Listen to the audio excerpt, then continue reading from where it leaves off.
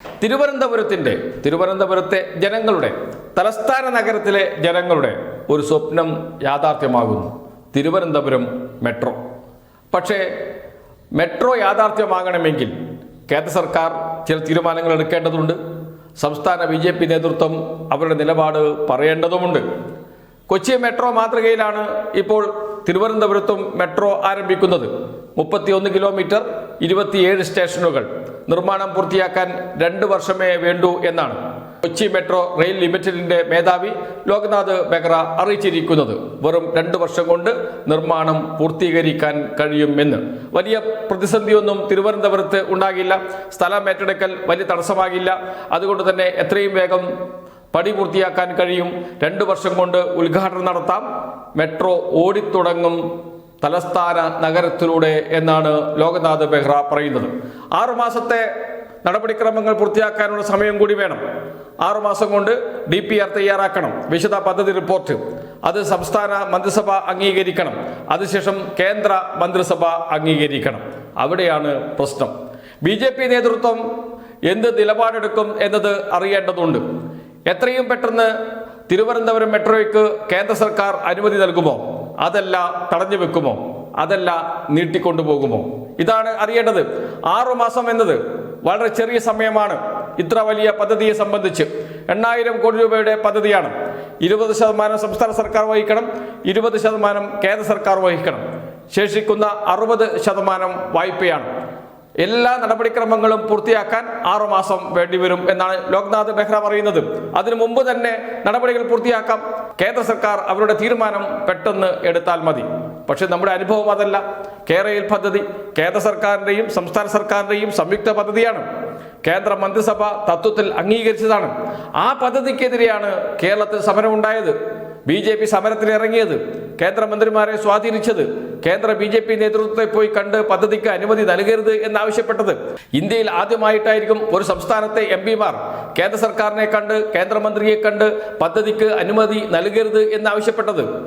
അത്രമാത്രം എതിർപ്പ് ഉയർത്തിക്കൊണ്ട് വന്നിരുന്നു കേരളത്തിൽ. കോൺഗ്രസിന്റെ UDFന്റെ എതിർപ്പ് നമുക്ക് മാറ്റിവെക്കാം. അവർ എല്ലാ പദ്ധതികളെയും എതിർത്തുകൊണ്ടിരിക്കുകയായിരുന്നു. എന്നാൽ കേന്ദ്ര സർക്കാർ സംയുക്ത പദ്ധതി, കേന്ദ്ര സർക്കാരിന്റെയും സംസ്ഥാന സർക്കാരിന്റെയും പദ്ധതി, കേന്ദ്ര മന്ത്രിസഭ അംഗീകരിച്ച പദ്ധതി, അതിൽ നിന്ന് പുറകോട്ട് പോയ അനുഭവം നമ്മുടെ മുന്നിലുണ്ട്.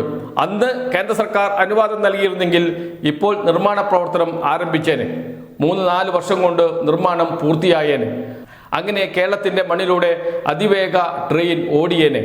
കേരളത്തിലെ യാത്രക്കാർക്ക് അതൊരു വലിയ ആശ്വാസമായേനെ. പക്ഷേ പദ്ധതിയെ തടഞ്ഞ് നിർത്തി സംസ്ഥാനത്ത് BJPയും കോൺഗ്രസും ഒന്നിച്ച് അണിനിരന്ന് സമരം നടത്തി. കേന്ദ്ര സർക്കാർ സമ്മർദ്ദം ചെലുത്തി പദ്ധതി നീട്ടിവെച്ചു.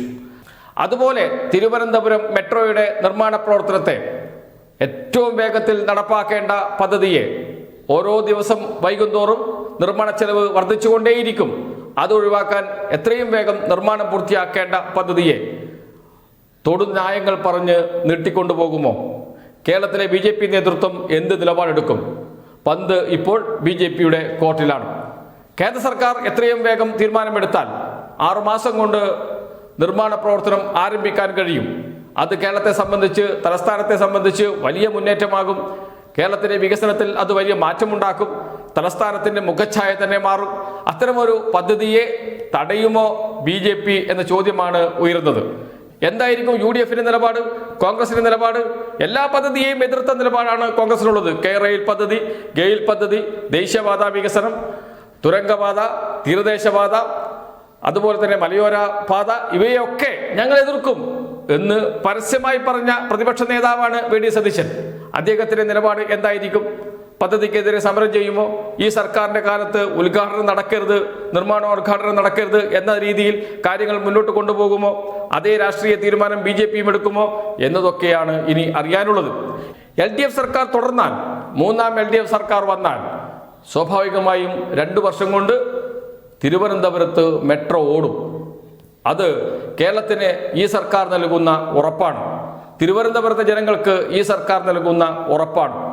കേരളത്തിൽ ഒരു മെട്രോ കൂടി, തിരുവനന്തപുരം മെട്രോ യാഥാർത്ഥ്യമാക്കാൻ തിരുവനന്തപുരം ജില്ലയിലെ ജനങ്ങൾ ഒന്നിച്ച് നിൽക്കുമെന്ന് നമുക്ക് പ്രതീക്ഷിക്കാം. അതുതന്നെയാണ് സംസ്ഥാന സർക്കാരും പ്രതീക്ഷിക്കുന്നത്. ആരെങ്കിലും ഇടങ്കോലിടാൻ വന്നാൽ അത് കോൺഗ്രസ് ആയിക്കോട്ടെ, UDF ആയിക്കോട്ടെ, BJP ആയിക്കോട്ടെ, അതിനെ എതിർത്ത് തോൽപ്പിക്കാൻ തിരുവനന്തപുരത്തെ ജനത ഒന്നിച്ച് അണിനിരക്കുമെന്ന് നമുക്ക് വിശ്വസിക്കാം.